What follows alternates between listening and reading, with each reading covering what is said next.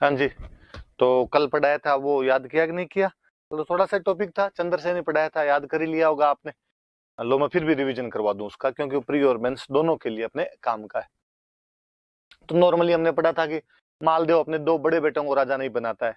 एक बड़े बेटे का नाम था राम, उसको तो निष्कासित ही कर दिया था, यहाँ से निकाल ही दिया था, उसको नहीं बनाया था। और फिर उदय सिंह को भी नहीं बनाया था। तीसरे बेटे चंद्रसेन को बना दिया था। इसलिए बड़े वाले बेटे नाराज हो गए थे, हालांकि राजी करने की कोशिश की थी। राम को गुंदोज दिया था, उदय सिंह को फलोदी दी थी, एक रायमल और भाई था उसको सिवाना दिया था, चंद्रसेन को जोधपुर का राजा बनाया, पर वो बाकी वाले भाई नहीं माने। और उदय सिंह के और चंद्रसेन के बीच तो लोहावट के अंदर युद्ध भी हो गया था आपने। लेकिन फाइनली चंद्रसेन एक बार तो किले पर बैठ ही जाता है, जोधपुर पे कब्जा कर ही लेता है। पर राम उधर अकबर के पास गया।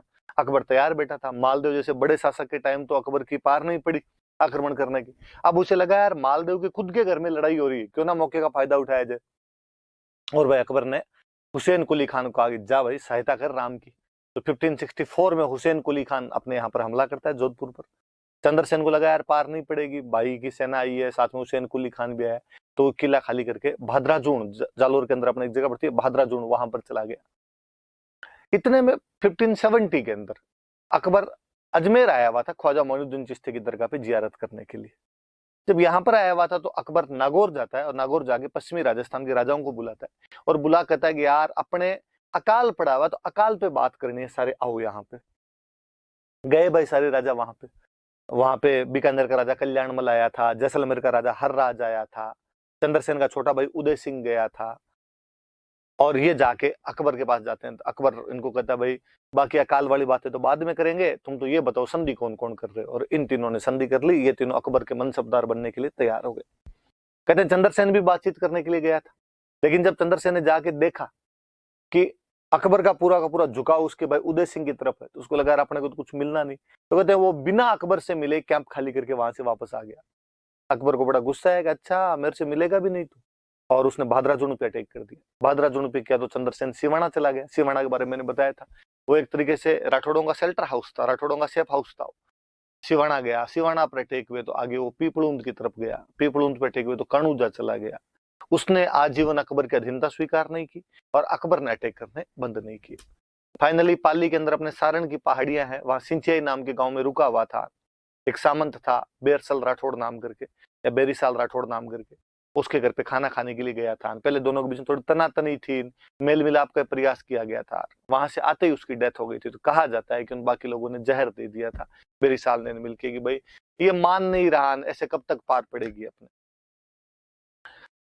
अब हम कहते हैं कि चंद्रसेन जिस प्रकार मेवाड़ में प्रताप लड़ा था, उसी प्रकार मारवाड़ में चंद्रसेन लड़ा। विश्वेश्वर नाथ रेव नाम के एक बड़े इतिहासकार में उन्होंने कहा चंद्रसेन को कि वो मारवाड़ का प्रताप है। फिर लोगों ने कहा था प्रताप ने तो 1572 में लड़ना शुरू किया था, बंदा तो 1570 नागौर कोर्ट के बाद में लगातार लड़ा है। तो कहा भाई वो कहीं ना कहीं प्रताप के आगे आगे चलने वाला पाइनियर है, वो पाइनियर ऑफ प्रताप है। पर लोगों ने कहा कि प्रताप बाद में याद रखा गया, लेकिन चंद्रसेन बाद में इतना याद नहीं रखा गया लोगों द्वारा। इसलिए Chandrasen forgotten king of Marwar है, मारवाड़ का भूला बिसरा राजा है, विस्मृत नायक है वो मारवाड़ का। हम कहते हैं फिर उसको मारवाड़ का प्रताप क्यों कहा जाए, क्यों कहा जाता है? तो हम कहते हैं साहब दोनों ने अकबर की अधीनता स्वीकार नहीं की, अकबर की सुपरमेसी एक्सेप्ट नहीं करते हैं। दोनों के लड़ने का तरीका एक ही था, गुरिल्ला टैक्टिक ऑफ वारफेयर, छापामार युद्ध प्रणाली जिसको कहते हैं, उस तरीके से लड़े थे। दोनों के जो भाई थे वो अगेंस्ट थे। प्रताप के उधर जगमाल, सगर, शक्ति सिंह अगेंस्ट हो गए थे, इधर आपके राम, उदय सिंह, ये सारे अगेंस्ट हो गए थे। दोनों के एक मोस्ट ऑफ द टेरिटरी पे अकबर कैप्चर कर लेता है, लेकिन जो थोड़ी सी लैंड बची हुई थी उसके दम पर दोनों ने लड़ाई की। हम पढ़ते हैं कि उधर चित्तौड़गढ़, मांडलगढ़, और एक बार तो कुंभलगढ़ गोगुंदा वाला टोटल इलाका अकबर के पास चला गया था। इधर भी भादराजून, सिवाना, नागौर, मेड़ता, अजमेर वाला सारा इलाका अकबर के पास में चला गया था। तो ये इनके बीच में कुछ समानताएं हैं। अब फिर हम कहते हैं कि जब चंद्रसेन और प्रताप में केवल समानता ही नहीं है, दोनों के बीच में डिफरेंसेस भी है, दोनों के बीच में डिसिमिलरिटीज भी है। जैसे तो कि प्रताप का जो मुगलों का रेजिस्टेंस है, मुगलों के खिलाफ जो रेजिस्टेंस है, वो उसके कोरोनेशन के साथ ही क्लियर कट है कि मुझे मुगलों से लड़ना है। और उस बंदे ने एक बार भी मुगलों के साथ संधि की कोशिश नहीं की। पर यहाँ चंद्रसेन वाला 1570 के बाद ही शुरू होता है, नागौर कोर्ट के बाद ही शुरू होता है। तब तक थोड़ा सा मामला डामाडोल लगता है। प्रताप वाला प्रताप के मरने के बाद उसके बेटे अमर सिंह ने जारी रखा है, कंटिन्यू रखा है। यहाँ चंद्रसेन के मरने के बाद उसके भाई वगैरह संधि कर लेते हैं, कंटिन्यू नहीं हो पाया था। प्रताप कहीं ना कहीं मुगलों से आमने सामने की टक्करें लेता है, battle of Diver, battle of Haldi Ghati. Chandrasen ऐसा कोई डायरेक्ट बैटल नहीं लड़ पाया था, हमेशा वो छापा मार में लगे रहे थे। हम कहते हैं कि प्रताप एक परमानेंट बेस बना लेता है चावंड में, चंद्रसेन ऐसा कोई परमानेंट बेस नहीं बना पाया था, एक जगह से दूसरी जगह, दूसरी तीसरी जगह चलता रहा था। प्रताप कहीं ना कहीं लोकल पब्लिक को शामिल करने में सफल हो जाता है, चंद्रसेन के लिए कहा जाता है कि लोकल पब्लिक को शामिल नहीं कर पाया था अपने साथ में। फिर कहा कि जब इतने डिफरेंसेज है तो चंद्रसेन को मारवाड़ का प्रताप क्यों कहा जाए, पर हम कहते हैं कि भाई आप डिफरेंसेज यदि देखते हो तो थोड़ी सी कंडीशन और देखिए। प्रताप की ज्योग्राफिकल कंडीशन बहुत अच्छी थी, प्रताप हिली एरियाज के अंदर था, जहां पे छापामार युद्ध बहुत सरलता से किया जा सकता और खाने पीने की सामग्री भी खूब सारी मिल जाती है। चंद्रसेन के पास में ऐसा कोई भी एडवांटेज नहीं था, बहुत ही एडवर्स ज्योग्राफिकल कंडीशन, जहां पे एक डेजर्ट पड़ा है, प्लेन डेजर्ट पड़ा है, ना खाने पीने की कोई वस्तु, दूर दूर तक ना बंदा ना बंदे की जात, कहां से पैसे आए, कहां छुपो आप जाके। फिर दूसरा, प्रताप को भामासा और ताराचंद जैसे डोनर मिल गए थे, या मारवाड़ मंगतों की धरती थी, चंद्रसेन को ऐसा कोई डोनर और नहीं मिल पाया था, उसके बावजूद बंदे ने संघर्ष किया, ये अपने आप में बहुत बड़ी बात है। फिर नागौर कोर्ट की बात कर रहे थे, 1570 में अकबर नागौर कोर्ट लगाता है। उसका स्टेटेड ऑब्जेक्टिव यह था कि मुझे फेमाइन रिलीफ वर्क्स स्टार्ट करने हैं, लेकिन वास्तव में जो उसका एक्चुअल ऑब्जेक्टिव था वो ये था कि मैं जो राजस्थान के राजा है, राजस्थान के रूलर्स है, उनको अपनी सुपरमेसी एक्सेप्ट करवाना चाहता हूँ। कि बीकानेर के राजा कल्याणमल ने, जैसलमेर के राजा हरराज ने, उदय सिंह ने एक्सेप्ट भी कर ली थी। अकाल राहत के तहत भी उसने यहाँ पर एक पौंड बनवाया था, शुक्र पौंड बनवाया था उसने। जब चंद्रसेन अब यहां से चला गया, जोधपुर किसको दे, एडमिनिस्ट्रेटर किसको बनाया, तो कल्याणमल का बेटा था राय सिंह, बीकानेर का जो राजकुमार था, उसको यहाँ 3 साल के लिए 1572 से लेके 1574 तक एडमिनिस्ट्रेटर बनाया था। नागौर कोर्ट राजस्थान के हिस्ट्री का वाटर साइड है। नागौर कोर्ट ने यह तय कर दिया था कि कौन मुगलों के साथ और कौन मुगलों के खिलाफ है। नागौर कोर्ट ये भी तय कर देता है कि अब आगे जो राजस्थान में राजा बनेंगे वो कहीं ना कहीं मुगल डिपेंडेंट किंग होंगे, वो लड़ेंगे, बहादुरी अब भी होगी, लेकिन वो बहादुरी किसके लिए होगी, उनकी मुगलों के लिए। नागौर कोर्ट से एक बार एक अच्छा डिप्लोमेट ठहरता है और उसने बिना लड़े राजस्थान के राजाओं को अधीनता स्वीकार करवा दी थी, राजस्थान के राजाओं को अपनी सुपरमेसी एक्सेप्ट करवा दी थी। एक पॉजिटिव पक्ष उसका यह है कि जब कोई भी ट्रीटी होती है, कोई भी एग्रीमेंट होता है, तो कहीं ना कहीं युद्ध बंद होते हैं, युद्ध बंद होते हैं तो पीसफुल एनवायरमेंट जो होता है वो स्टेब्लिश होता है, और पीसफुल एनवायरमेंट कल्चरल एक्टिविटीज को प्रमोट करता है। इसके बाद भी देखा गया, मैं आगे और पढ़ाऊंगा आपको, कि राजस्थान की जो पेंटिंग्स है उसका तो विकास ही पूरा का पूरा अकबर के समय में हुआ है, क्योंकि तब तक जाके राजस्थान में शांति स्थापित हो गई थी। आज अपने उससे आगे पढ़ते हैं, जहां तक पढ़ लिया था उसके आगे।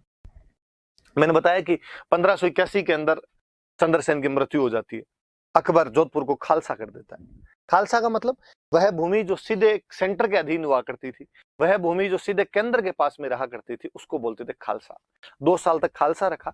उसके बाद में उसने चंद्रसेन का जो भाई था उदय सिंह, जो 1570 में अकबर की अधीनता स्वीकार कर चुका था, उसको जोधपुर का राजा बना दिया था। तो आगे हम उसी की बात करेंगे।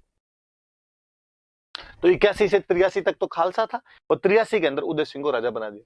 कहते हैं शरीर में थोड़ा मोटा था, इसलिए उन्होंने नाम निकाल दिया था मोटा राजा। कहते हैं अकबर के दरबार में 2 बंदे मोटे मोटे थे, एक चारण कवि थे वो मोटे थे, एक उदय सिंह था ये मोटा था, इसलिए उदय सिंह को तो कहता था मोटा राजा, और उन चारण कवि वो भी मोटे थे, उनको कहता जाडो चारण।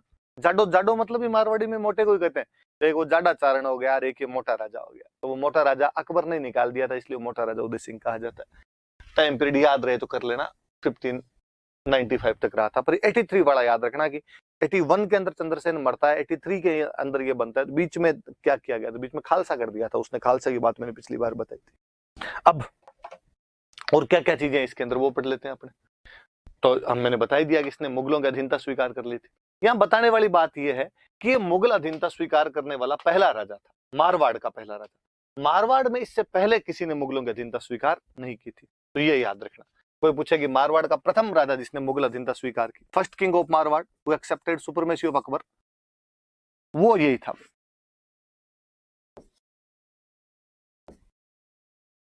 मारवाड़ का पहला राजा था जिसने मुगलों की अधीनता स्वीकार कर ली थी, और केवल अधीनता स्वीकार नहीं की थी, बाकायदा मैरिटल रिलेशंस स्टैब्लिश किए थे, वैवाहिक संबंध स्थापित किए थे, अपनी बेटी की शादी की थी। बेटी का नाम था मानबाई। मानबाई नाम की इसकी बेटी थी जिसकी शादी जहांगीर के साथ की गई थी। सलीम जिसको कहते हैं, तब जब तक वो राजकुमार था उसका नाम था सलीम, और जब वो मुगल बादशाह बन गया था तब उसका नाम हो गया था जहांगीर। मानबाई नाम था उसका, सॉरी मानबाई नहीं, मानीबाई। ये थोड़ा सही कर लेना आप, इसमें मानबाई लिख दिया इन्होंने, मानीबाई नाम था भाई, मानबाई जो जयपुर की राजकुमारी थी, मानीबाई नाम की राजकुमारी थी, और उसके साथ में सलीम की शादी की, जहांगीर की शादी की। मानीबाई चूंकि जोधपुर की राजकुमारी थी, इसलिए इसी का एक नाम और है जोधाबाई। पहले अक्सर राजकुमारियों के नाम जहां की वो हुआ करती थी उसके नाम पे रख दिए जाते थे। जैसे कभी आपने रामायण महाभारत पर ध्यान दिया हो तो मिथिला की राजकुमारी थे सीता, इसलिए उनका नाम है मैथिली। विदेह प्रदेश की राजकुमारी थे वो, इसीलिए उन्हीं का एक नाम और वैदेही। मध्य देश की राजकुमारी थी, इसलिए नकुल और सहदेव की माता थी माद्री। कौंते देश की राजकुमारी थी, इसलिए नाम था कुंती। केकई देश की राजकुमारी थी, इसलिए नाम था केकई। कौशल देश की राजकुमारी थी, इसलिए नाम था कौशल्या। गंधार देश की राजकुमारी थी, इसलिए नाम था गंधारी। मंदोर देश की राजकुमारी थी, इसलिए थी मंदोदरी। तो पहले अक्सर राजकुमारियां जहां की हुआ करती थी उस नाम से उसको पुकारा जाने लगता था। तो जोधपुर की राजकुमारी थी, इसलिए नाम पड़ गया जोधाबाई। और इसको, इसका भी एक टाइटल है, इसको भी एक उपाधि मिली हुई थी, और वो उपाधि थी जगत गोसाई। जगत गोसाई मतलब, जगत मतलब दुनिया, गोसाई मतलब मालकिन, स्वामिनी, ऑनर। पटरानी टाइप का जो टाइटल होता है वो था, तो जगत गोसाई। तो मानीबाई वो राजकुमारी थी जो उदय सिंह की बेटी थी। इसकी शादी सलीम के साथ की हुई थी। सलीम कह दो या आप उसको जहांगीर कह दो। और चूंकि वो जोधपुर की राजकुमारी थी, इसलिए उसी का नाम क्या रख दिया गया, जोधाबाई। और उसकी एक उपाधि है, और वो उपाधि क्या है, जगत गोसाई। अब जब फिल्में बनती है तब हम खूब सारे विवाद देखते हैं, और फिल्में हमें कई सालों से बताती रहेगी जोधा अकबर, जोधा अकबर, पर नहीं है भाई। अपने फिल्में हिस्ट्री नहीं सिखाती है वास्तव में, और फिल्मों वाले तो अपने साफ साफ शुरुआत के अंदर वो लिखते हो रहे कि हमारी इस कहानी का इतिहास के साथ कोई लेना देना नहीं है। यदि भूत के, वर्तमान के किसी भी चरित्र से ये मिलता जुलता है तो उसे केवल कोइंसिडेंस समझा जाए, उसे केवल संयोग समझा जाए। फिल्में और कहती है कि हमारा उद्देश्य इतिहास बताना नहीं है, हमारा उद्देश्य केवल मनोरंजन करना है, इसलिए हम किसी की लुगाई कहीं दिखाएं, आपको आपत्ति नहीं होनी चाहिए। और वो तो बाबड़े लास्ट में एक लाइन और लिखते, आप पढ़ते नहीं, वो कहते हैं इतिहास सीखना हो तो स्प्रिंग बोर्ड वाली क्लास लेना, तो वो इतिहास ढंग से बता देंगे, वरना पता नहीं चलेगा। पर हमारे दिमाग में इतने सालों से वो जो सीनियरियो बिठाया हुआ वो वैसा नहीं है। मुझे अब भी याद आता है कि जब जोधा अकबर मूवी आई थी तो आशुतोष गोवारिकर का बाकायदा स्टेटमेंट था। हुआ क्या कि जब मुगले आजम मूवी आई थी, केयासफ ने जब मुगले आजम बनाई थी, उसके अंदर उन्होंने गलती से अकबर की वाइफ का नाम जोधा दिखा दिया। उस समय किसी ने ऑब्जेक्शन किया नहीं, और मुगले आजम इतनी ज्यादा हिट हुई कि हम सबकी जबान पर आ गया। आशुतोष गोवारिकर ने जब मूवी बनाई, सोशल मीडिया था, लोगों को पता चला, लोगों ने उसको अपोज किया। अपोज किया आशुतोष गोवारिकर का, भास्कर में पूरा इंटरव्यू आया था। और आशुतोष गोवारिकर ने कहा कि मैं जानता हूं कि जोधा नाम की पत्नी अकबर की नहीं थी। मुझे यह भी पता है कि जोधा नाम की लड़की जयपुर की भी नहीं थी। मुझे यह भी पता है कि जोधा नाम की लड़की जोधपुर की थी, और उसकी शादी अकबर से नहीं सलीम से हुई थी। मैं यह भी जानता हूं कि जयपुर की जिस लड़की की शादी अकबर के साथ हुई थी उसका नाम हरखाबाई था।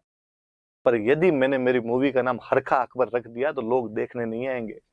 मेरा उद्देश्य लोगों को मूवी दिखा के पैसे कमाना है, नहीं कि इतिहास बताना है।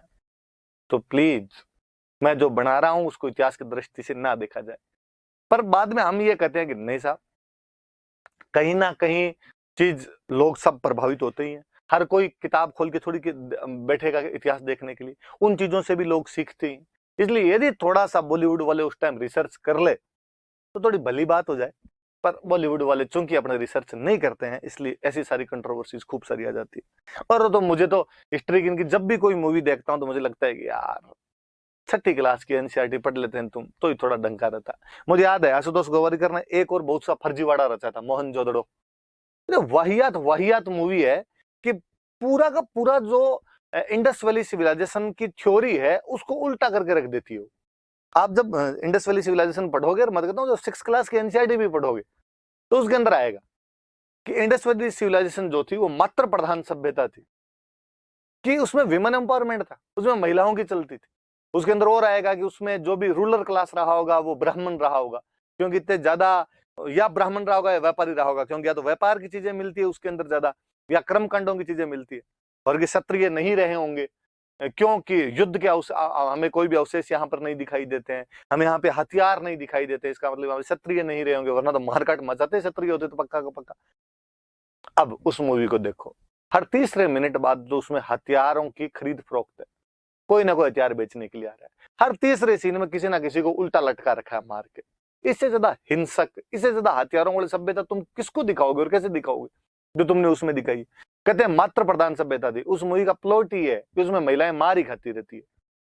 कहते जब ब्राह्मण रूलर हुआ करते थे उसका प्लॉट ही है कि उसमें ब्राह्मण चुप रहता है, इस वजह से पूरी मूवी 3 घंटे तक चलती।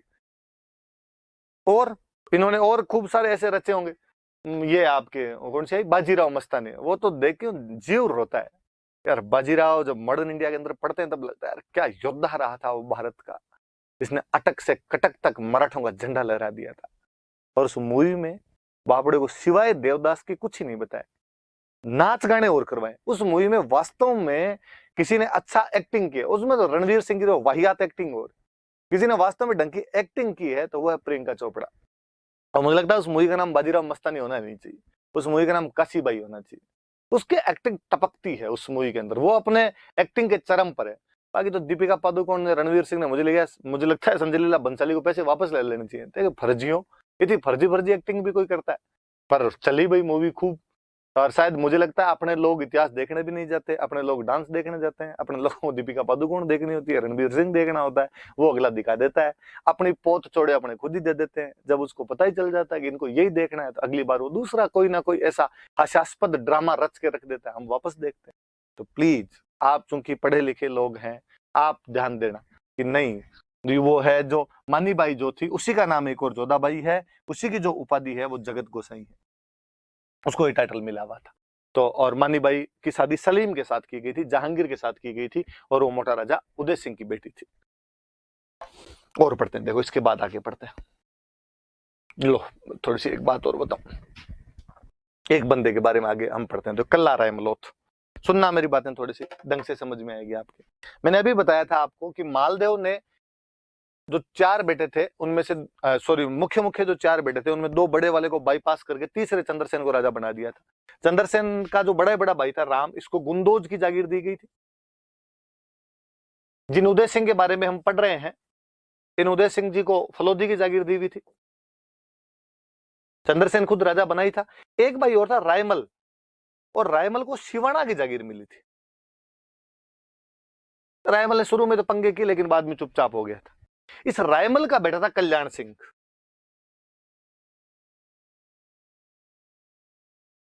वो इस रायमल का बेटा था कल्याण सिंह। तो जब रायमल मर गया तो शिवाणा का अगला फ्यूडल लॉर्ड कौन बनेगा? तो अगला फ्यूडल लॉर्ड कल्याण सिंह बन जाएगा। उस कल्याण सिंह के घर का नाम है कल्ला, क्योंकि वो रायमल का बेटा था इसलिए उसका नाम है रायमलोथ। तो याद रखना भाई। तो अब 2 बात सीधी सीधी सी है कि कल्ला रायमलोथ कौन है।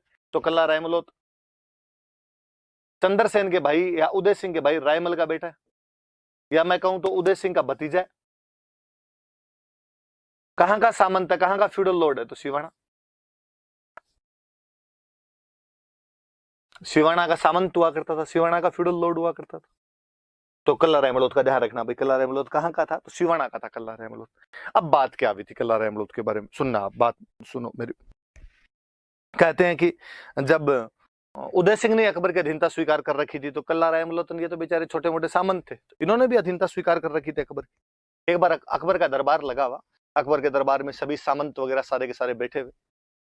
अब राजा महाराजा आपस में बात ही करते रहते, इधर उधर अभियान की बात कर लेते, किसी युद्ध में जाना है और जाना है, और तो क्या बातें होती। उस टाइम को जीएसटी तो लेना नहीं होता था कि उसके बारे में जीएसटी काउंसिल बनाओ, कोई सीए एनआरसी लाओ, कोई कश्मीर की समस्या देखो, ये तो था नहीं।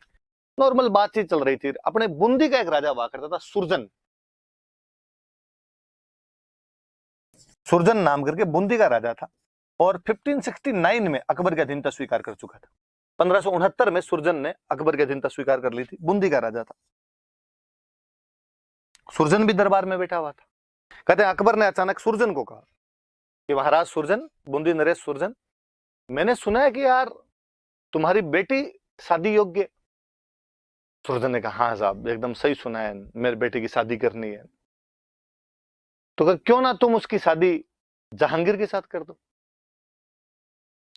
सुरजन जहांगीर के साथ शादी करना नहीं चाहता था, पर वो ये भी जानता था कि बादशाह के दरबार में बादशाह को मना करने का मतलब है शाम तक पकोड़े बना खा जाएंगे यहाँ पे। और उसको और कुछ दिमाग में आने, उसने हाथों हाथ कहा अरे साहब आपने पहले क्यों नहीं कही ये बात, इतना लेट कर रहे हो आप, पहले कहते तो मैं पक्का जहांगीर के साथ कर देता।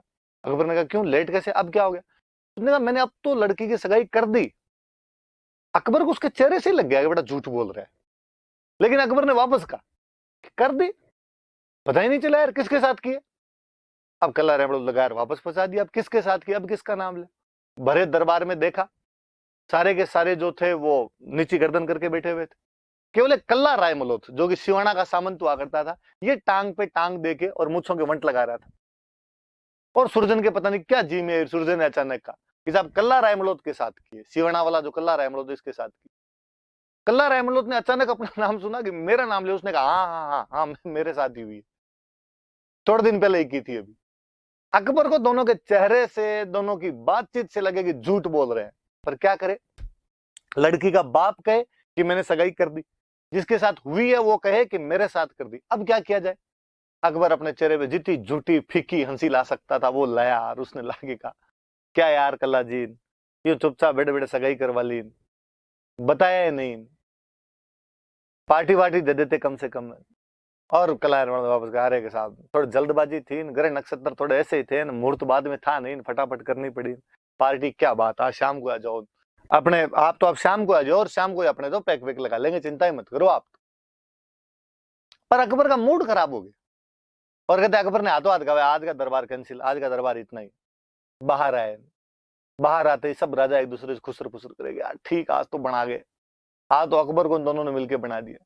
और सुरजन भाग के कल्ला रायमलोथ के पास गए। सुरजन ने कल्ला रायमलोथ को कहा कि कल्ला जी अब भले बातों बातों में युवा हो, लेकिन मैंने मेरी बेटी की सगाई तो आपके साथ कर दी, आप एक काम करो फटाफट बूंदी जाओ और बूंदी जाके राजकुमारी से वास्तव में सगाई करके आ जाओ, वरना और किसी को पता चल गया तो फिर कोई लफड़ा होगा। कहते कल्ला रायमलोथ रातों रात बूंदी आया। सुरजन ने वहां से लेटर लिख के भेजा, कल्ला रायमलोथ आया रातों हाथ ही अपने सगाई का छोटा मोटा कार्यक्रम करके भेजो, और सगाई की यहाँ पे, और यहाँ से वापस चला गया। बूंदी की वो जो राजकुमारी थी, सुरजन की जो बेटी थी, इसकी सगाई की गई थी, उसका नाम था भानकंवर। तो भानकंवर की सगाई कल्ला रायमलोथ के साथ कर दी गई। अब दरबार लगा। अकबर ने उस दिन तो जब छुट्टी की, अकबर ने कहा भाई 2-3 दिन की छुट्टी है भाई, 2-3 दिन नहीं आना आपने, तो मूड खराब हो गया था उसका ज्यादा। 2-3 दिन बाद दरबार लगा। दरबार लगने के बाद में जब इकट्ठे हुए, कल्ला रायमलोथ अकबर को दिखा, दिखते अकबर का दिमाग खराब, यार ये कहां से दिख जाता है मेरे को दरबार में। और कहते हैं कि अकबर ने अपने मंत्री को बुलाया, मंत्री को बुलाया इसका ट्रांसफर कर, ये आगरा में नहीं दिखना चाहिए मेरे को। और कल्ला रायमलोथ का लाहौर ट्रांसफर कर दिया गया, साहब इसको लाहौर भेज दिया जाए, नायब सूबेदार बना के, वॉइस गवर्नर बना के उसको वहां भेज दिया गया। सूबेदार वहां पे कोई और कोई एक मुस्लिम बंदा था, उसको सूबेदार गवर्नर बनाया हुआ था, और इसको वहां पे डिप्टी गवर्नर बनाकर भेज दिया गया। कल्ला रायमलोथ वहां गया, थोड़े दिनों बाद उससे किसी बात पे लड़ाई हो गई, वो जो गवर्नर था उससे लड़ाई हो गई। कल्ला रायमलोथ ने गवर्नर को मार दिया, और गवर्नर को मार के वहां से सिवाना आ गया। यार आप बादशाह के आदमी को मार के आते हो, बहुत बड़ी बात है। अब इसका मतलब बादशाह आपको मारेगा, लेकिन बादशाह ने कुछ नहीं किया। बादशाह वैसे शांत धीर गंभीर, कोई मतलब चर्चा है नहीं इस बात की। उल्टा बादशाह ने थोड़े दिनों बाद कल्ला रायमलोथ के पास मैसेज किया कि कल्ला जी मेरे पास आ गया, आगरा मिलो। कल्ला रायमलोथ मिलने के लिए गया कि यार बादशाह ने बुलाया, क्या बात हुई। गया, यार जाते ही अकबर ने बधाई दिया ना, थैंक यू, उस लिचड़ को तो मरना ही था, तुम नहीं मारते तो मैं मारता, फर्जी आदमी था वो, तो बहुत अच्छा काम किया, बहुत बधाई हो, प्रमोशन किया जाता आपको, आपको गवर्नर बनाया जाता। कल्ला रायमलोथ को लगा यार दाल में काला तो है, अकबर के आदमी को मार के यार अकबर कुछ कह भी नहीं रहा है मेरे को, चुपचाप। उसने कहा साहब जो भी हुआ अब हो गया, गलती उसकी थी। अरे बताने की आवश्यकता नहीं है, मुझे सब पता है गलती किसकी थी किसकी नहीं थी, आप तो गवर्नर हो वहां के। और सुनो घर पे सब राजी खुश, सब एकदम दया, आप सब कुशल मंगल लगे। हाँ मैंने सुना तुम्हारी बहन शादी योग्य। और कल्ला रायमलोथ को लगा कि अच्छा समस्या यहाँ है, दुख है पेट बतावे माथो, मतलब आदमी बात दूसरी करना चाहता है इसलिए दूसरी बातें कर रहा है। उसने कहा साहब जहां पना जो आपने सुना एकदम सही बात है, राजकुमारी की मेरी बहन की शादी तो करनी है, तो क्यों ना उसकी शादी सलीम के साथ की जाए। कल्ला रायमलोथ वहां मना भी नहीं कर सकता था। उसने कहा साहब पक्का, पर मैं आपकी बात मानने के लिए तैयार ही हूं, पर सर एक बात आपको भी समझनी चाहिए, रिश्ते बराबर वालों के अंदर होते हैं। आप कहाँ बादशाह, मैं सिवाना का छोटा मोटा सामंत, अपने में कहा रिश्तेदारी। आप किसी बड़े राजा के साथ, बड़े नवाब के साथ, बड़े सुल्तान के साथ रिश्ता कीजिए। मैं सर मेरे बराबर में कोई सामंत होगा वहां पे रिश्ता कर लूंगा। और अकबर ने कहा अरे नहीं नहीं, ये कौन सी बात भी, लड़के में गुण अच्छे होने चाहिए, घर परिवार का क्या है। राजकुमारी बारे में हमने सुना है, राजकुमारी बहुत समझदार सिंसियर है, उसकी शादी आप तो सलीम के साथ करो। कल्ला रहमत फिर फंस गया। कल्ला रहमत ने कहा था बाकी बातें और सही है आपकी, पर मैं जब गरीब आदमी सिवाना में कहाँ तो बारात रुकवाऊंगा, कहाँ दहेज दे पाऊंगा, कहाँ आपकी सेवा चाकरी कर पाऊंगा बारात की। अकबर ने कहा आप चिंता ही मत करो, पैसे टक्के कमी है तो आप तो दरबार से जीते चाहिए, खजांची को बोलो, खजांची आपको पैसे दे देगा। ट्रेजरार को कहा भाई कल्ला जी जीते पैसे मांग, कल्ला जी को पैसे दे देना, और बारात वरात की चिंता मत करो, आप तो बारात छोटी आएगी, आप तो जाके व्यवस्था की तैयारी करो। फंस गया कल्ला। कल्ला ने कहा चलो पैसे तो दो, आप एक काम करो, पैसे लेके आया, सिवाना किले को ऊंचा ऊंचा करवाया, पहले तो सिवाना किला का रिनोवेशन करवाया, रिकंस्ट्रक्शन करवाया उसका। थोड़े दिनों बाद में अकबर को मैसेज किया कि साहब हम शादी के लिए तैयार हैं, इस मुहूर्त को बारात भेज दो, पर सिर्फ वापस एक बात सुन लेना, सर बारात छोटी भेजना, मेरे पास में व्यवस्था नहीं है ज्यादा। अकबर ने कहा यार इतने डर रहे हो आप तो चलो जहांगीर और जहांगीर के 4 दोस्त ही आएंगे और कोई नहीं आएगा, छोटी सी बारात भेजेंगे एकदम। कल्ला रहमत साहब धन्यवाद आपका। ऐसी कहानियां हैं, अपनी जनश्रुतियां हैं, फोकलोर है कि जहांगीर की बारात आई, जहांगीर की बारात आके सिवाना के बाहर आगे रुकी। अभी भी अपने गांव में रिवाज आता है कि जब बारात आती है तो बारात का सामने जाके स्वागत करते हैं, सामने जाके मिलते हैं, सामने जाके स्वागत करने को, सामने जाके मिलने को अपनी लोकल भाषा के अंदर बोलते हैं सामेड़ा। तो जब बारात आई तो कहा साहब सामेड़ा करने के लिए चलो। तो याद रखना भाई, इंग्लिश मीडियम वाले शहर के जो बच्चे हैं ज्यादा ध्यान रखना, कोई पूछ लेगा कभी एग्जाम में सामेड़ा क्या होता है, तो वेलकम बारात, बारात का जो स्वागत किया जाता है सामने जाके जो मिलते हैं उसको क्या बोलते हैं, सामेड़ा बोलते हैं। वरना आरपीएससी इस मामले में बड़ी तेज है, क्वेश्चन पूछ लेती है सामेड़ा क्या है, और फिर ऑप्शन और वैसे दे देती है, सुदूरवर्ती बाड़मेर का एक गांव, मूंग की एक किस्म, ग्रासिया जनजाति की महिला की नाक का आभूषण, फिर एक दे देती है बारात के समय निभाई जाने वाली एक रस्म। आपको लगता होगा यार को ग्रासिया महिला नाक कान में पहनती होगी कुछ ना कुछ, लिए सामेड़ा हो गया होगा, नहीं भाई, बारात के टाइम का एक ट्रेडिशन है अपना, बारात का सामने जाके स्वागत करते हैं, सामने जाके मिलते हैं, इसलिए उसको बोलते हैं सामेड़ा। बाउंड्री बाउंड्री होती है ना जो गांव की बाउंड्री, अपने गांव की भाषा में उसको बोलते हैं कांकड़। तो कहते गांव की बाउंड्री पे, गांव की कांकड़ पे आगे बारातें रुक जाया करती थी। तो जहांगीर की बारात कांकड़ पे रुकी, जहांगीर अपने 4 साथियों के साथ में वहां रुका हुआ, और ऐसा कहा जाता है कि कल्ला रहमत वहां गया, उसने जाके जहांगीर के गले के अंदर जूतों की माला डाली, जहांगीर के साथ वाले 4 और थे उनकी चारों की मारपीट और भगे यहाँ से, और जाकर देना तेरे बाप को नहीं की शादी। शहजादे की आप बेइज्जती करके यूं भगाओ, इससे बुरा और कुछ ही नहीं हो सकता। और जहांगीर भागा बेचारा वहां से, चप्पलें हाथ में ली जहांगीर ने, शेरवानी वेरवानी फट गई उसकी। कहीं से पहले एसटीडी पीसीओ से फोन किया कि डैडी किधर भेज दिया, ये आदमी खतरनाक है, इसने ऐसे किया हमारे साथ में। और कहते हैं अकबर ने कल्ला रहमत का विद्रोह दबाने के लिए, या कल्ला रहमत को उसको दंडित करने के लिए उसके चाचा या उसके ताऊ के दो मोटा राजा उदय सिंह को ही कहा कि उदय सिंह जी साम दाम दंड भेद येन केन प्रकारेण, कल्ला रहमत की लाश मिलनी चाहिए मुझे। और कहते हैं मोटा राजा उदय सिंह ने एक बड़ा हमला किया, 1589 की बातें ये। 1589 में मोटा राजा उदय सिंह अकबर की तरफ से सिवाना के किले पर आक्रमण कर देते हैं। जब कल्ला रहमत को पता चला कि आक्रमण होने वाला है, कल्ला रहमत डरा नहीं आक्रमण से, उसने कोई बात नहीं, अपने आक्रमण को झेलेंगे, और उसने वही तरीका अपनाया जो उससे पहले वीर अपनाया करते थे। मैंने पहले के वीडियो के अंदर बताया था, उसने साका किया। यहाँ पे कल्ला रहमत सिवाना में साका कर लेता है। ये सिवाना का दूसरा साका था, पहला साका मैं जब आगे चौहान पढ़ाऊंगा तब हम पहले साके की बात करेंगे। ये सिवाना का दूसरा साका था, 1589 के अंदर कल्ला रहमत द्वारा किया गया। किसके खिलाफ किया गया, तो अकबर के खिलाफ किया गया। अकबर की तरफ से सेना लेके कौन आए थे, तो अकबर की तरफ से सेना लेके मोटा राजा उदय सिंह आए थे, सेनापति बन के ये आए थे। साके में 2 चीजें होती है, साके में एक तो होता है जोहर और एक होता है केसरिया। केसरिया पुरुष करे, जोहर महिलाएं करे, महिलाओं में रानी करे। कल्ला रहमत की तो शादी नहीं हुई बेचारी, रानी कहां से आए। और वो बूंदी की राजकुमारी जिसके साथ केवल सगाई हुई थी, जब उसको समाचार मिला कि मेरे पति साका करने जा रहे हैं, उसने बूंदी से समाचार भेजा कि सगाई अपने आप में आधा विवाह होता है। यदि आप रण मरण के लिए तैयार हो रहे हैं, यदि आप युद्ध में केसरिया करने के लिए तैयार हो रहे हैं, तो मैं जोहर को क्यों ना लीड करूं, मुझे क्यों ना बुलाया जाए। और उस राजकुमारी को जिसकी शादी भी नहीं हुई थी, उस भान कंवर को, बूंदी के राव सुरजन की बेटी को बुलाया गया, और वो यहाँ पे जोहर को लीड करती है। तो भान कंवर के नेतृत्व में तो जोहर किया गया, और कल्ला रहमत के नेतृत्व में केसरिया किया गया। मैंने बताया था साकों का मतलब ही उस समय युद्ध करना होता था जब हार निश्चित हुआ करती थी और एकमात्र उद्देश्य दुश्मन को अधिकाधिक हानि पहुंचाना हुआ करता था। कल्ला रायमलोत अपने वीर साथियों के साथ अकबर की सेना को अधिकाधिक नुकसान पहुंचाते हुए वीरगति को प्राप्त हुआ। भान कंवर अपने पति के निर्देशानुसार जौहर करती हुई अन्य महिलाओं के साथ में अग्नि के अंदर समाहित हो गई। ये सिवाना का दूसरा साका था जो 1589 के अंदर किया गया था। आज भी सिवाना का जो किला है वो कल्ला रायमलोत के उन बातों का साक्षी है। आज भी सिवाना का जो किला है वो अकबर के खिलाफ किए गए उस जौहर और केसरिया का साक्षी है। वो जो केसरिया था वो कल्ला रायमलोत के नेतृत्व में हुआ था। तो याद रखना भाई कल्ला रायमलोत की बातें। अब इसे थोड़ी सी एक बात और, मैंने कल एक बताया था कि बीकानेर के एक राजा थे कल्याणमल और उन्होंने अकबर की अधीनता स्वीकार कर ली थी।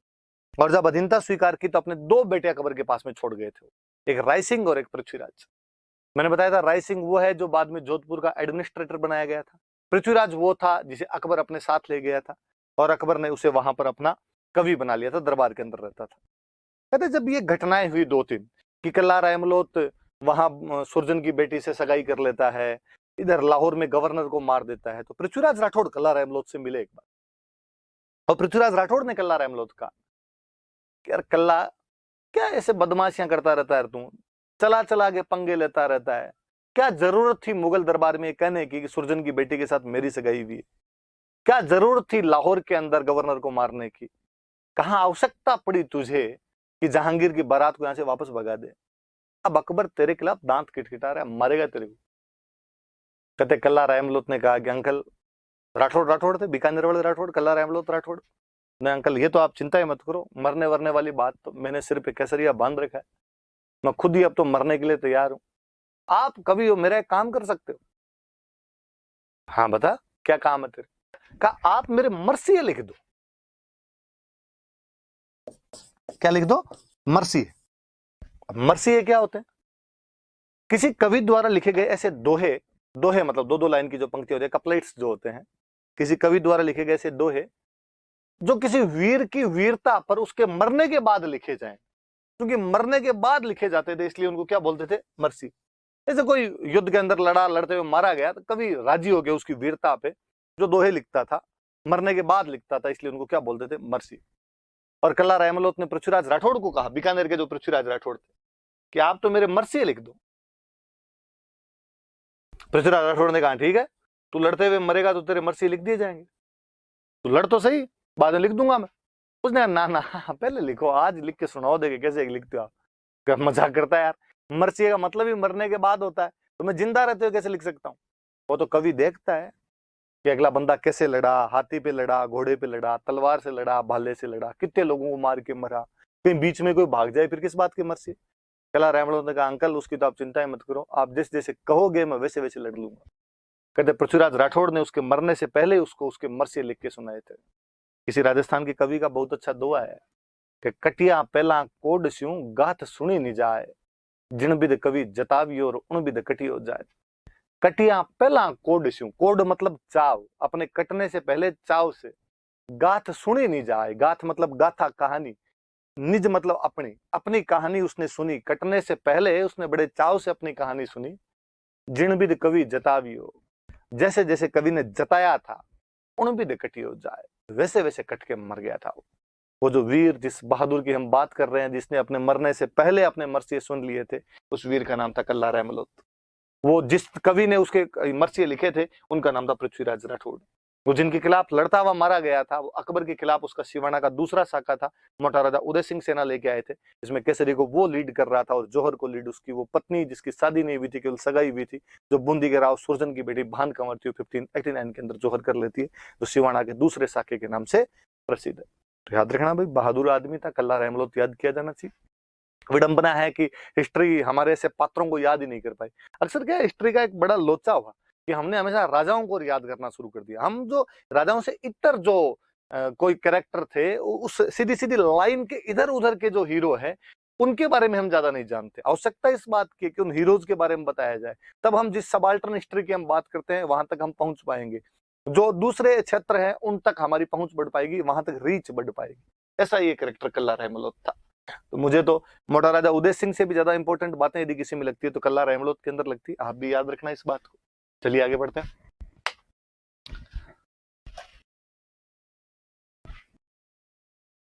अगले राजा आगे, अगले राजा है गज सिंह।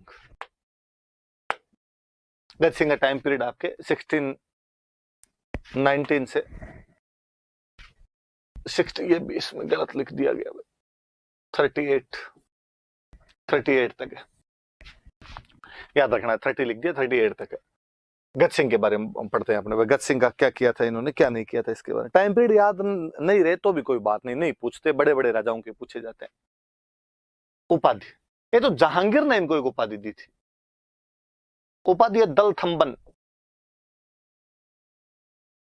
देखो, दल का मतलब सेना, थंबन का मतलब रोकने वाला, सेनाओं को रोकने वाला एक तरीके से। और ये उपाधि देने वाला कौन था? जहांगीर। जहांगीर ने इस राजा को उपाधि दी थी। हालांकि बीच में जसवंत सिंह के उदय सिंह और गज सिंह के बीच में भी सूर सिंह नाम के राजा हुआ था, पर अपने को लेना देना नहीं, अपने उन राजाओं के बारे में पढ़ते हैं जिनमें कुछ लखन रहे थे, जिनके कुछ काम है या जिनके बारे में आरपीसी पूछ सकती है, वरना अपने कोई राजाओं के भई बाट नहीं है कि सबके बारे में याद करते घूमे। दल थंबन, ये उपाधि याद रख लेना। फिर उसके बाद में फिर एक बोलो बात, तो ये उपाधि तो याद रह जाएगी आपको, दल थंबन लिखा हुआ है, और ये उपाधि किसने दी थी? तो जहांगीर ने उपाधि दी थी। मैं इधर लिख देता हूं, देखो उपाधि, ताकि इधर वाला समझा दूं मैं आपको।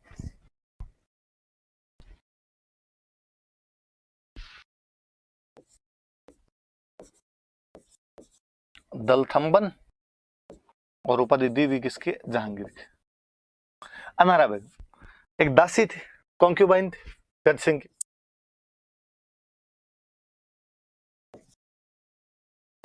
दासी थी, मुस्लिम महिला थी, कहते हैं बेहद प्रिय थी गज सिंह को। गज सिंह इसकी खूब सारी बातें मानते। गज सिंह के मुख्य थे 2 बेटे थे। जो बड़ा बेटा था उसका नाम था अमर सिंह, और जो छोटा बेटा था उसका नाम था जसवंत सिंह।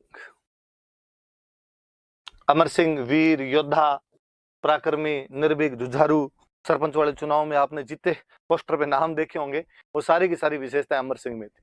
बड़ा बेटा और था, स्वाभाविक था कि अगला राजा किसको बनना चाहिए? अमर सिंह।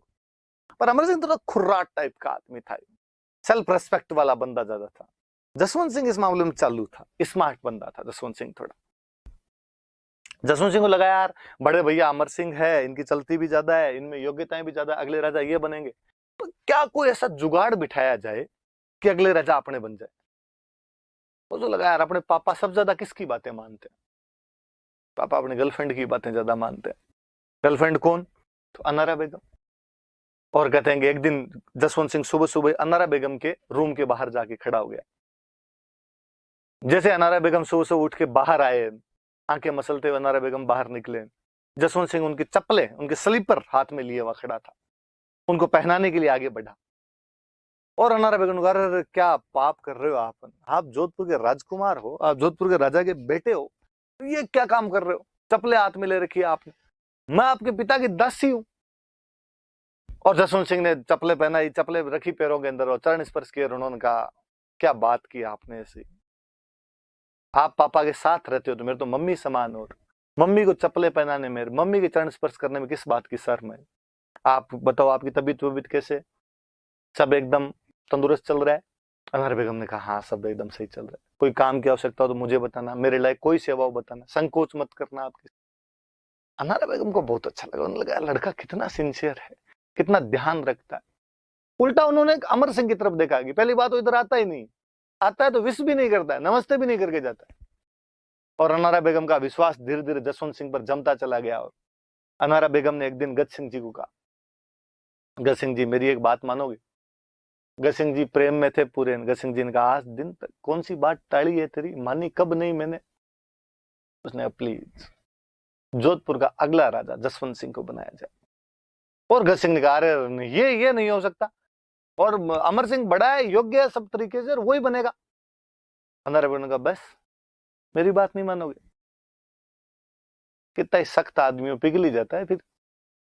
गज सिंह जी पिघल गए यहाँ पे। गज सिंह जी ने कहा, वाह आप तू कर, ये तो ठीक है, जसवंत सिंह जी छोटे हैं फिर भी उनको जोधपुर का राजा बना दिया जाएगा, पर अमर सिंह का क्या किया जाए? तो अमर सिंह को नागौर दे दिया जाए। तो अमर सिंह को बड़ा भाई था, इसके बावजूद इसको छोटा परगना दिया गया, नागौर दिया गया।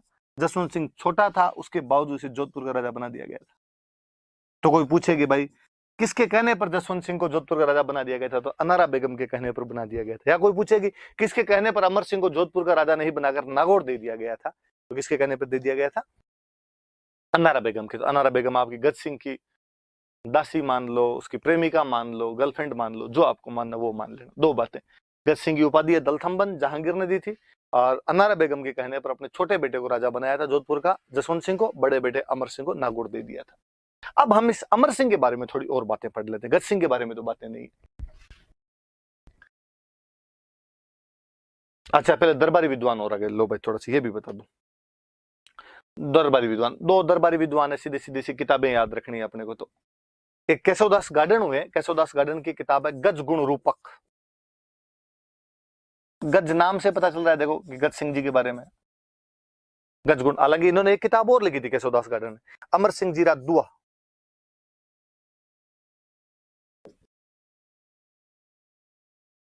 तो एक तो राजकुमार पे लिख दी अमर सिंह जी दुआ, एक राजा पे लिख दी गज गुण रूपक, और एक किताब और है, एक किताब लिखी थी विवेक वार्ता। ये जो विवेक वार्ता है ना, ये जो आपने उपनिषद सुने होंगे, अपने वैदिक लिटरेचर का एक पार्ट होता है, उस उपनिषद पे कमेंट्री है। कमेंट्री मैंने बताई थी, टीका, किसी बड़ी किताब का छोटा रूप, तो उपनिषद पे टीका है। और हेम कवि की तो एक किताब है गुण भाषा चरित्र।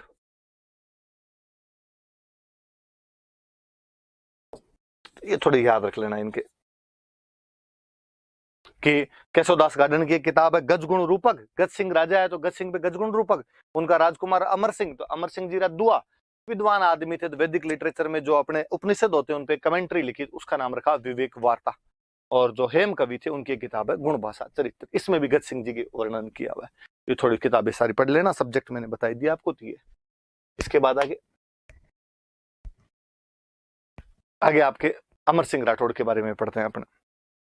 दो बातें मैंने आपको बताई कि नागौर का राजा बना दिया गया था इसको,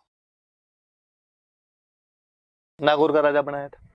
अब इसके टाइम की एक बड़ी जोरदार सी घटना है अपने राजस्थान के इतिहास की, हम पढ़ते हैं तब तो बड़ी हंसी सी आती है कि मतिरे राड, मतिरे की लड़ाई। राड का मतलब, राड मारवाड़ी का शब्द है, अपने राजस्थानी का शब्द है। राड का मतलब हिंदी में होता है लड़ाई, युद्ध का दो, बैटल का दो, मतीरा। अब आप इंग्लिश में तो क्या कहते हो उसको? वाटरमेलन। तो वाटरमेलन, वास्तव में तो वाटरमेलन आपका तरबूज होता है, मतीरा अलग ही होता है। खूब सारे लोग मतीरा और तरबूज एक ही समझ लेते हैं, पर नहीं भाई, मतीरा अलग होता है, तरबूज अलग होता है। आप जो शहरों में आपके खाने के लिए आता है वो तरबूज ही आता है, जो ज्यादा हरा होता है, जिसमें गिरी ज्यादा निकलती है, पानी कम निकलता है, लंबाई में से थोड़ा ज्यादा होता है, चौड़ाई में थोड़ा कम होता है। हमारे गाँव में जो मिलता है वो मतीरा होता है, जो हरा कम होता है, इसमें बाहर धारियां ज्यादा होती है, अंदर निकालो तो गिरी कम और पानी ज्यादा है उसके अंदर, और उस इतना हरा भी दिखाई नहीं देता है। वो लंबाई के अंदर कम होता है और चौड़ाई के अंदर ज्यादा होता है। वो जो मतीरा होता है, उस मतीरे को लेकर लड़ाई हो गई थी।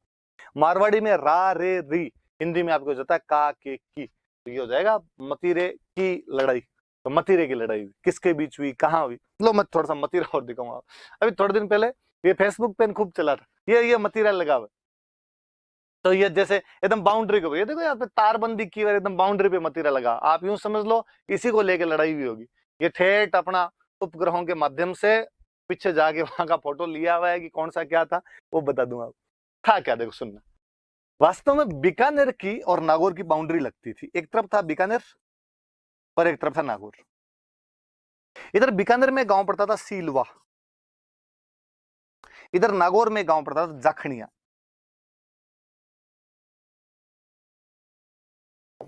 बीकानेर के राजा हुआ करते थे उस समय कर्ण सिंह, नागौर के राजा हम पढ़ रहे हैं अमर सिंह। अब भाई मतीरे की बेल होती है ना, तो मतीरे की बेल, ये देखो ये भी खूब फैली हुई बेल है, यूं यूं चलती रहती है मतीरे की बेल। अब वो बेल थी तो कोई बीकानेर वाले साइड के अंदर, मतीरा जाके लगा नागौर वाली साइड के अंदर। तो बीकानेर वाले तो कहे मतीरा हमारा है क्योंकि बेल हमारी है, नागौर वाले कहे कि नहीं मतीरा हमारा है क्योंकि हमारी साइड के अंदर लगा। इस बात को लेकर दोनों किसान लड़ लिए। वो किसान तो लड़े, वो लड़े, उनकी फैमिली जोर लड़ पड़ी आपस। धीरे धीरे गांव लड़े, फाइनली राजाओं की सेनाएं आमने सामने आ गई थी और राजा लड़ लिए थे। अब अलग अलग इतिहासकारों का अलग अलग मत है, कोई कहता है इसमें कर्ण सिंह जीत गया था, कोई कहता है अमर सिंह जीत गया था। इस बात में तो अपने ज्यादा नहीं जाना, अपने तो याद रखने वाली बात है कि मतीरे की लड़ाई कब हुई, किसके बीच में हुई। ये 1644 की घटना है, 1644 में ये लड़ाई हुई थी। किस किस के बीच में? तो बीकानेर के कर्ण सिंह और नागौर के अमर सिंह के बीच में। कौन कौन से गांव? तो बीकानेर की तरफ गांव था सीलवा, नागौर की तरफ गांव था जाखड़िया। किस बात को लेकर लड़ाई हुई? तो मतीरे को लेकर लड़ाई हो गई थी। इतना थोड़ा सा आपने इन बातों को सबको याद रखना। अब ज्यादातर ये माना जाता है कि साहब अमर सिंह जीत गया इसके अंदर, बीकानेर वाला कर्ण सिंह और इसके अंदर हार गया था। पर आपने याद रख लेना, ये गिरी सुमेल के 100 साल बाद, गिरी सुमेल 1544 है, ये आपका 1644 है। बड़ी हंसी वाली सी बात हो जाती है कि यार मतीरे के लिए लड़ पड़े थे वो लोग। पर फिर मुझे कई बार लगता है कि ये बात मतीरे की नहीं है, ये शायद अपने उस किसान के सेल्फ रेस्पेक्ट की बात है। एक राजा इस बात पर अड़ गया था कि यदि मेरे किसान का सेल्फ रेस्पेक्ट इसे हर्ट हो रहा है, ये उस किसान का है, उसका हक यदि कोई दूसरा लेके जा रहा है, मैं मर जाऊंगा इसके लिए, मैं लड़ लूंगा इसके लिए।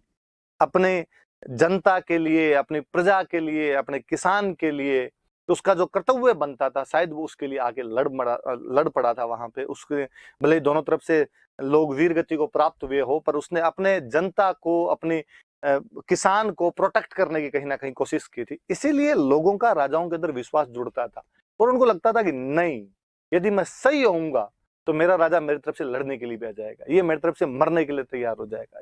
ये सीखने वाली चीजें हैं। कई राजतंत्र में हजार बुराइयां हैं, लोकतंत्र उससे खूब खूब खूब अच्छा है।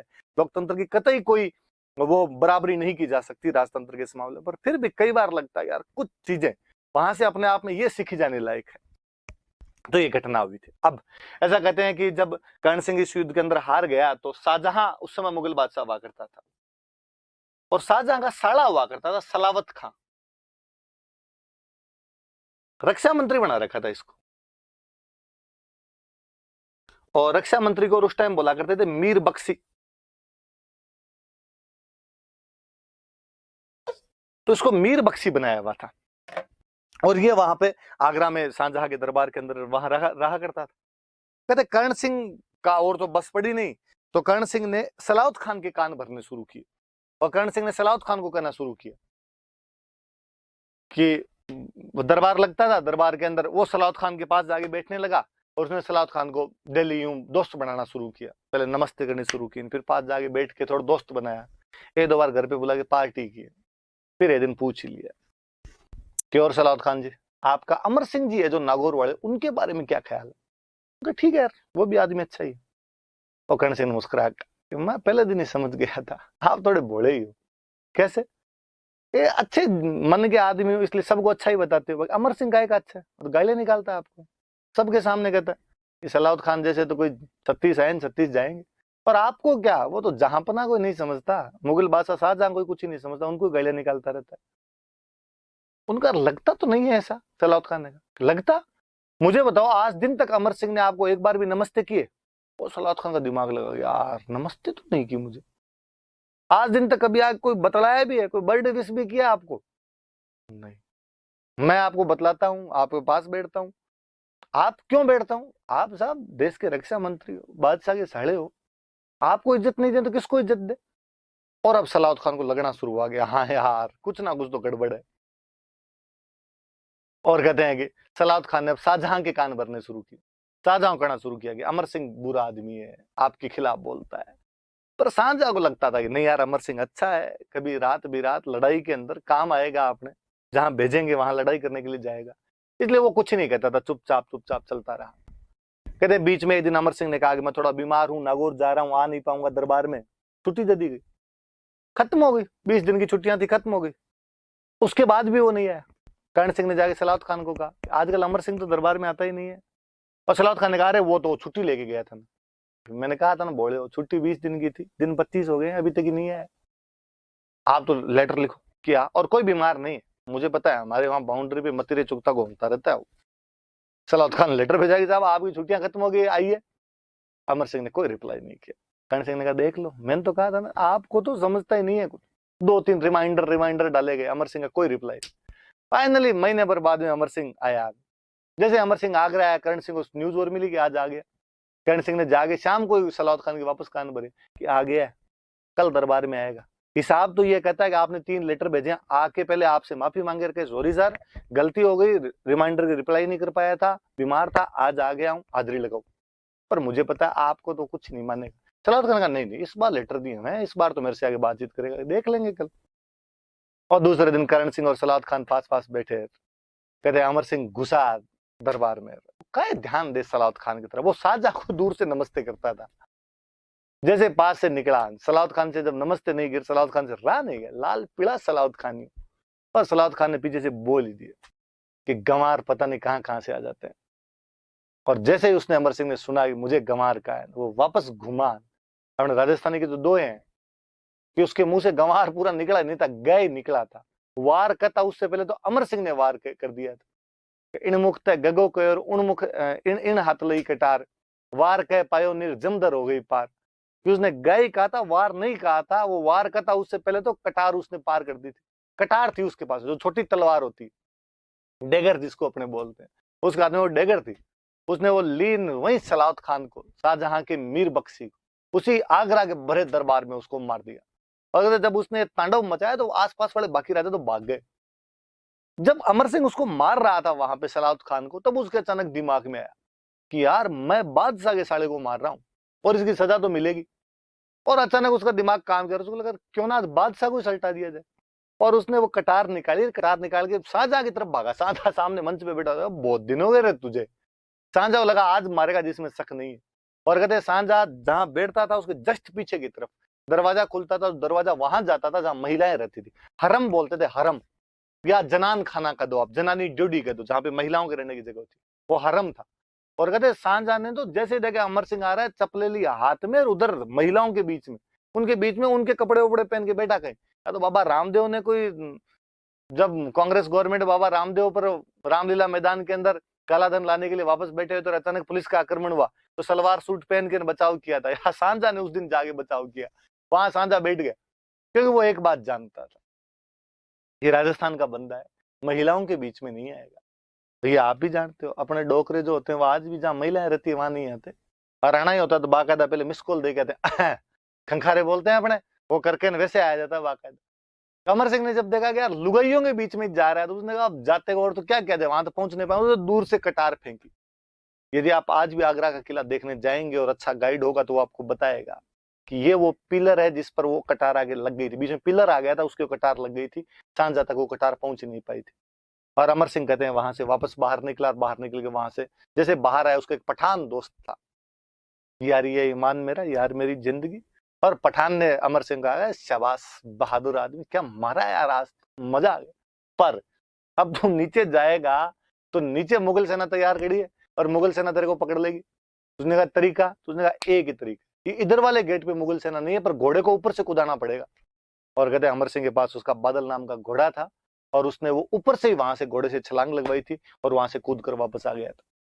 थोड़ी देर बाद जब शाहजहां ने देखा कि शांति सी हो गई, तब शाहजहां थोड़ा मुंह निकाल के देखा, बाकी वाला राजा उनका यादव साहब कुछ ही नहीं है। एक बार शाहजहां आया दरबार में बैठा, और कहते हैं शाहजहां के खुद का बोला हुआ एक दो है, जब शाहजहां कहता है कि अमर की कमर में कहां की थी कटारी, पाव शेर लोहे से हिलाई सारी पातशाही, होती शमशेरी तो छिनाई ले तो आगरी। कि अमर की कमर में वो कटार कहां की थी, जो पाव भर लोहे की बनी हुई थी, तो भी आगरा को हिला के चला गया। आज पूरी लंबी शमशीर लेके आता, पूरी लंबी तलवार लेके आता, तो बादशाह छीन लेता वो आदमी। तो उसकी कटार बहुत फेमस ही हुई, इसलिए अमर सिंह फेमस ही हुआ कि उसे कटार का धनी कहा जाता है, मास्टर ऑफ डेगर कहा जाता है उसे, कि वो कटार का धनी है, जिसने अपनी कटार से शाहजहां के दरबार में, धनी मतलब मालिक, मास्टर ऑफ डेगर, कटार का धनी कहा जाता है उसको। सलाउद्दीन खान को मीर बख्शी, रक्षा मंत्री, डिफेंस मिनिस्टर जो एक तरीके से हुआ करता था, उसको वहां पे भरे दरबार के अंदर उसने मार दिया था शाहजहां। कहते हैं शाहजहां बहुत गुस्से में यार, शाहजहां ने कहा अब मेरे साले को मार के गया यार, बदला लिया जाएगा। और शाहजहां ने कहा जिंदा है मुर्दा जो भी पकड़ के लाएगा उसको इनाम दिया जाएगा। और इनाम के चक्कर में इस बार अमर सिंह का साड़ा आया, और अमर सिंह का जो खुद का साड़ा था उसका नाम था अर्जुन सिंह गौड़।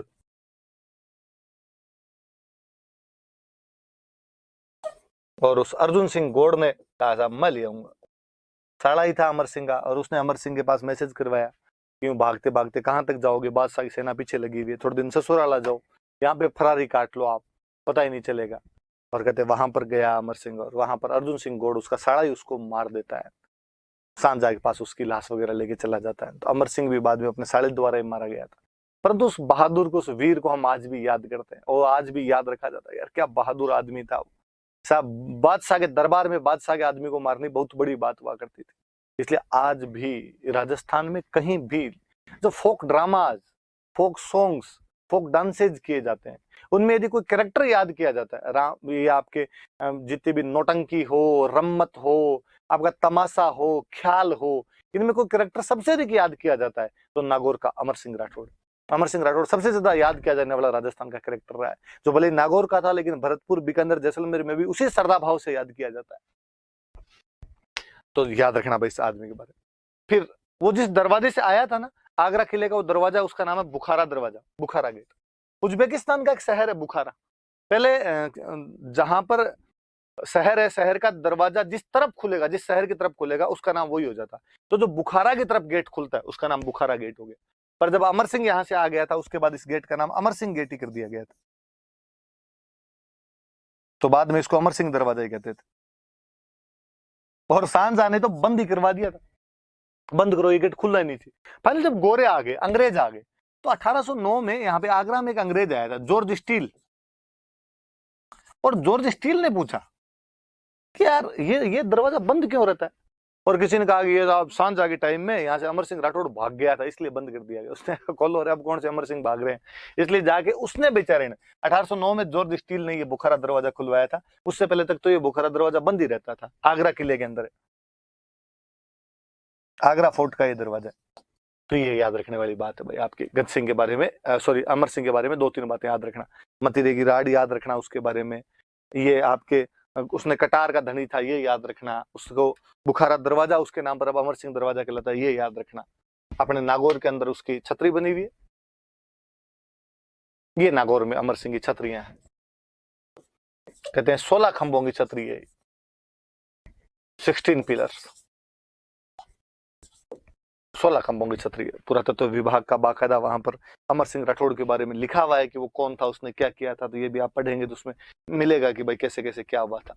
तो अमर सिंह राठौड़ की छतरी है भाई, ये नागौर के अंदर है। इतनी बातें याद रखना, कल वाली क्लास में और पढ़ेंगे। Thank you.